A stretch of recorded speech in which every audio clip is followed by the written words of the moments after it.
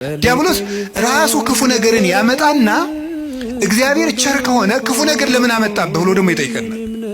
ለዚህ መልስ ያጣች ነፍስ በእግዚአብሔር ተስፋ ቆርጣ ትቆበልላለች። ለምንድን ነው እግዚአብሔር የማያዝንልኝ?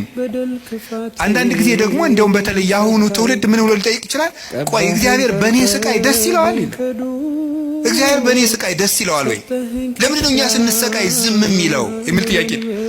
እዚሁ ጋር የሚያያዝ አንድ የመጽሐፍ ቅዱስ ጥቅስ ላንሳላችሁ። አነ ውእቱ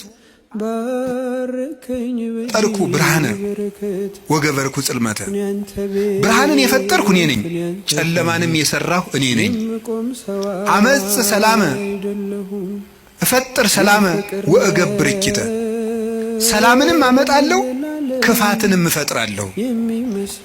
አነ እግዚአብሔር ፈጠርኩ ዘንተ ኩሎ፣ እኔ እግዚአብሔር ሁሉንም ይሄንን ፈጠርኩ ይላል ትንቢተ ኢሳይያስ ምዕራፍ 45 ቁጥር 6 ላይ።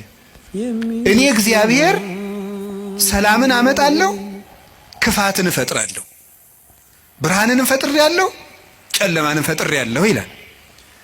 እዚያ ላይ እግዚአብሔር መልካም ነው አለ። አሁን ደግሞ እዚህ ላይ እኔ እግዚአብሔር ክፋትን እፈጥራለሁ ይላል። እግዚአብሔር ክፋትን ይፈጥራል? ምን ትላላችሁ? እንዴ እፈጥራለሁ ያለ እኮ ራሱ ነው። እግዚአብሔር ራሱ ነው እኔ ክፋትን እፈጥራለሁ። እኔ እኮ መጽሐፍ ቅዱስ ላይ ነው የጠቀስኩት። እግዚአብሔር እንደዚህ ብሏል፣ እግዚአብሔር ክፋትን እፈጥራለሁ ብሏል ይላል። ምን ትላላችሁ? እኔ ክፋትን የምፈጥር አምላክ ነኝ ይላል። እኔ ሰላምንም አመጣለሁ ጦርነትን የማመጣው እኔ ነኝ ይላል። ከዚያ መልሶስ ደግሞ ምን ይላል? ደግሞ